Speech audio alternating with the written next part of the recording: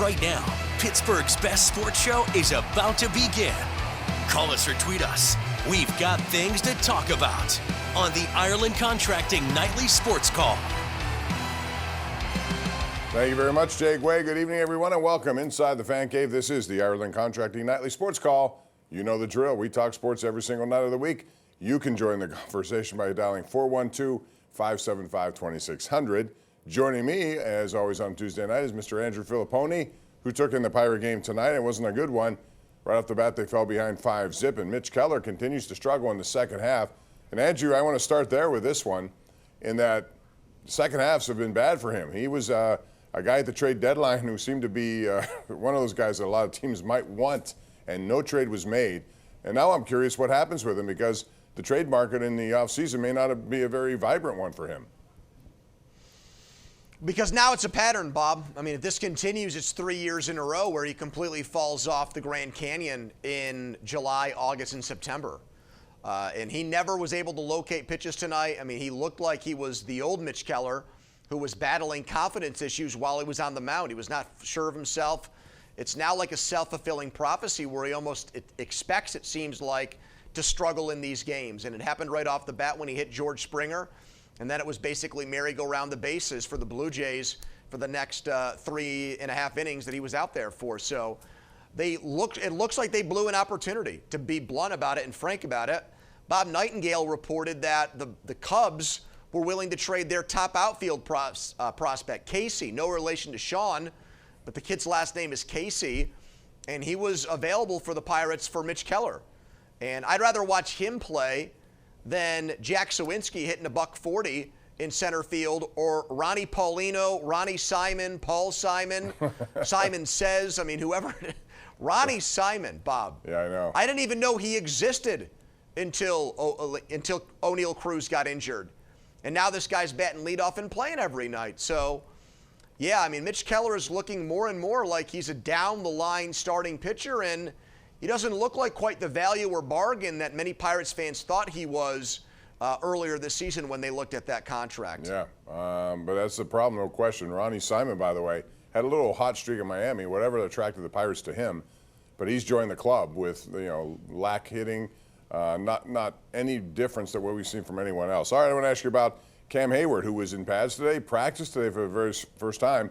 But I checked that there hasn't been any adjustments to any kind of a contract with him. So I'm wondering, is that just Cam saying, all right, I'm just going to have to go in, and did the Steelers win this stare down, or do you think there's more to it, or maybe there is something that will happen in terms of a restructure or whatever? It feels like right now the Steelers are in the lead here when it comes to the negotiations with the player, because they didn't budge and Cam Heyward made a concession. And the reporting, Brooke Pryor said, there has been no movement in the contract negotiations. So if they're still in the same spot as before, then does this mean Cam Heyward is willing to give up this fight that he had? I mean, it's no longer a hold-in anymore, Bob.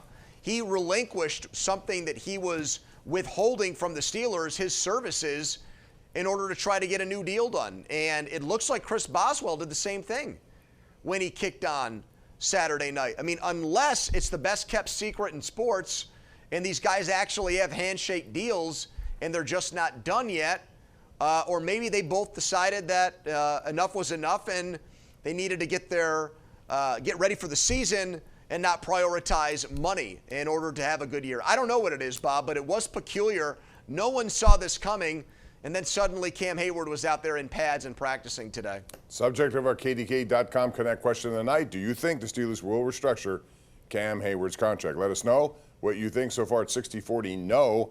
We'll have more on that coming up. We're also going to talk about a big day for the Pittsburgh Riverhounds and Riveters and what they're planning over there on the south side, which South Shore, I should say. It's over by Station Square, but it's a massive expansion. We'll get into that. We'll take your phone calls at 412-575-2600. Join us right here, right now, and we want to hear from you on the Ireland Contracting Nightly Sports Call.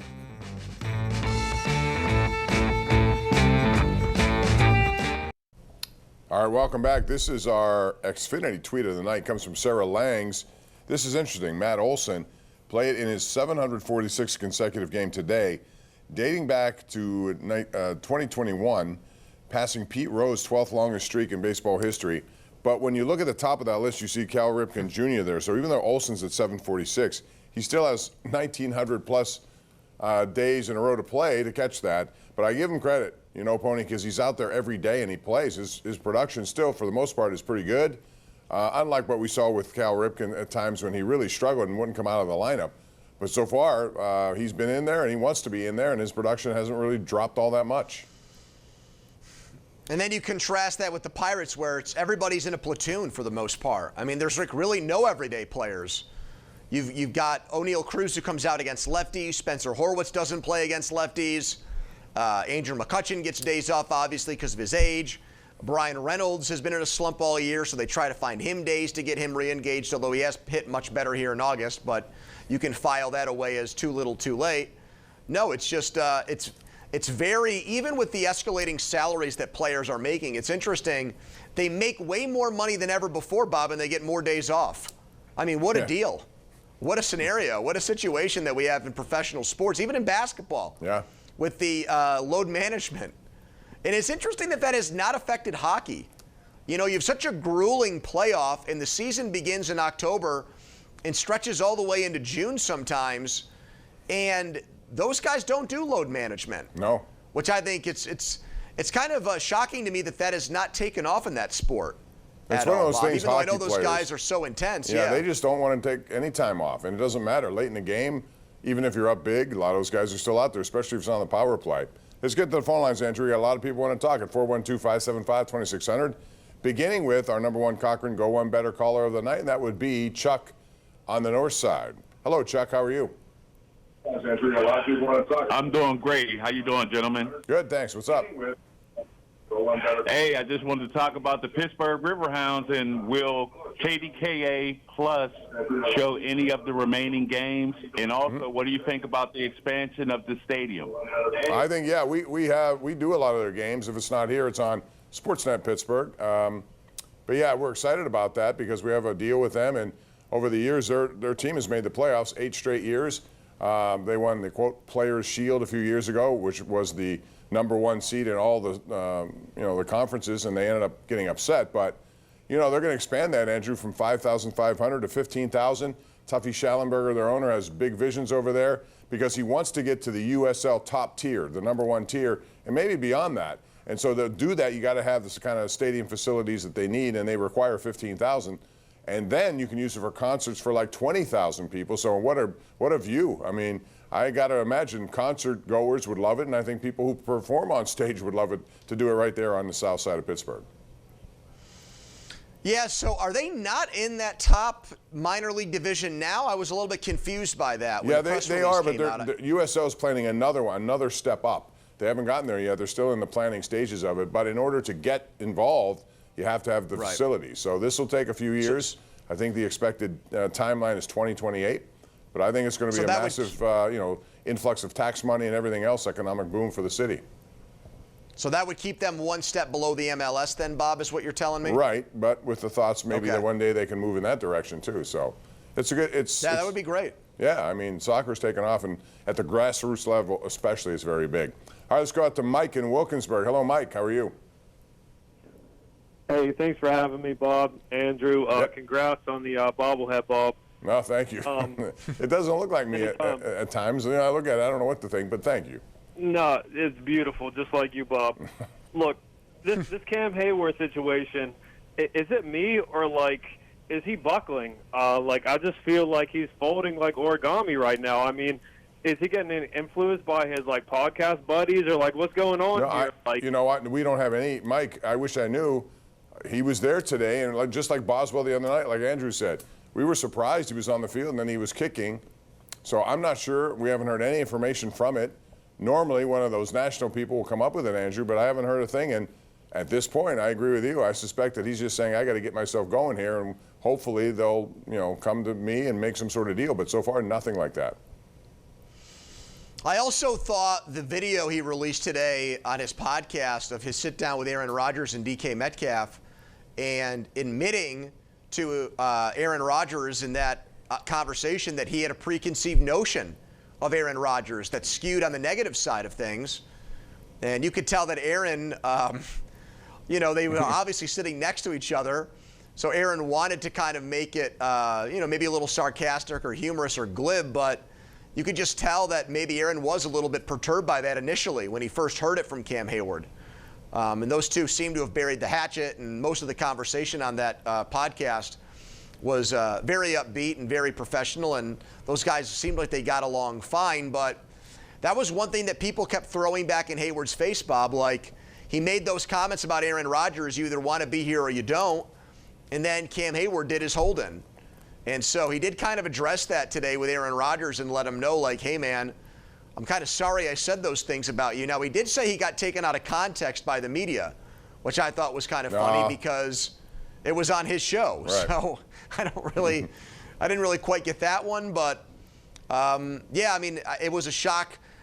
And there's been no additional reporting on it. You know, nobody nationally or locally has been able to figure out, other than Brooke Pryor saying, yeah, they're still in the same holding pattern that they were before Cam Heyward took the field this afternoon. Maybe Heyward feels that if he does this, it's a peace effort, and maybe they can start something, or maybe his message will be received a little differently. I don't know, but we'll see if this goes on. And Mike Tomlin did say today he won't play on Thursday. Only 4 guys. We expect to see the defensive secondary play in this game for a little bit. And I said this the other night on our Showdown show. To me, there's a communication. They're coming off a communication issue last season. Yep. It resulted in a trade of Minkah Fitzpatrick for whatever reason. And now they have a whole new cast of characters, and I know they're good players, and I know they have a history, but there's still communication that you have to go through, and the only way you find out is putting it in play in a stadium like this. And that's why we talked too, and you were under the impression initially that nobody was going to play in this game. Right. So I like that they're doing that defensively. I'm just still put off by how that does not apply to Aaron Rodgers in this offense. And Mike Tomlin has changed his opinion on this drastically. When Ben Roethlisberger was in his 18th season, his final year here, he played in the preseason and threw 2 touchdown passes in a game against Detroit. Yeah. And that was because he was trying to get adjusted to the Matt Canada offense. And I would like to see the same thing from Aaron Rodgers. Doesn't have to play a lot, but go out there and play 2 series. You've never heard Arthur Smith in your headset for a game. You're really unfamiliar with his play calling in a game because you've never worked with him before outside of a practice setting. So I would like to shake some of that rust off now, Bob, instead of waiting until the game against the Jets. Yeah, it's a complete reversal of the way Mike Tomlin used to do it versus now. And I understand there's some exceptions, but he always used to talk about boxing, but before you could do that, you have to spar to box and that sort of thing. And that's what you look, sharpen your knives, do all that kind of stuff. Back to the lines we go. It would be Joe in Allison Park. Hello, Joe. How are you tonight? Hi. I feel that if the Steelers stumble out of the gate on offense, that you could blame and point the finger partially at Mike Tomlin or Arthur Smith not playing Rodgers and the starting wide receivers, starting first-teamers in the preseason. And second of all, I feel that Jerry Jones in Dallas, he needs to pay Micah Parsons the big money because honestly, they can't win without Parsons. Well, I would say the same about Trey Hendrickson. You know, they're trying to trade him now. You know, Mike Brown and those people there, they put a whole bunch of money in their offense. Fine. That's how you win a Super Bowl for them. They have the offense to win a Super Bowl, but the defense can, they need pieces, and they need him. And if they're not going to sign him, what are they going to get in a trade for him that would satisfy this year, Andrew? I don't see these guys getting traded. I don't see Hendrickson getting traded. I don't see Terry McLaurin getting traded. I mean, allegedly, Washington wanted, the offers that they've thought about in trades for McLaurin are just ridiculous. Like, supposedly they wanted Freiermuth in a second from the Steelers, Bob. I mean, there's no way the Steelers would give up that much and then turn around and pay Terry McLaurin. I mean, that's more than they gave up for DK Metcalf. And Metcalf's younger, so I don't see Parsons getting traded, McLaurin getting traded, or Hendrickson getting traded. I think they got to figure out a way to get it done with their teams and find better deals, but these teams kind of surprisingly are digging their heels in with these guys. And, McLaurin especially, Bob, because even though he's older, you've got Daniels on a rookie deal. Yeah. So you can afford to give him that money, and that's his number one guy. So and he's that's been a there real, through all their tough times. Right. You know, you'd think right. you'd want to keep him around now because he's a big part. We saw that last year. So I and agree Parsons, I think, is a no-brainer too. I mean, Yeah. Parsons should just whatever T.J. Watt got, just give him a little bit more money and keep it moving. I think that's kind of a slam dunk deal for both sides. Jerry Jones dragged his feet a little with Dak Prescott, although I thought he overpaid him. He's doing the same thing here, but eventually it will get done. We got to take a break, Andrew. When we come back, more calls are on the way at 412-575-2600. It's the Ireland Contracting Nightly Sports Call.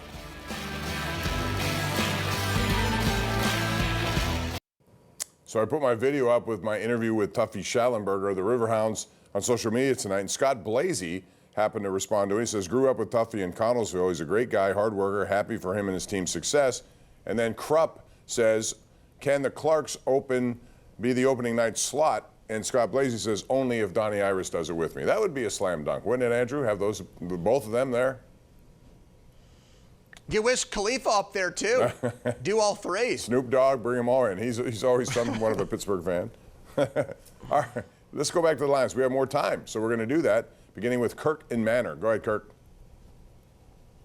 How are you guys doing tonight? Good. What's up? Let me ask you a quick nothing.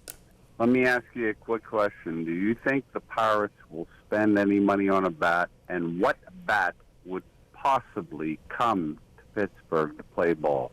Well, you got to overpay.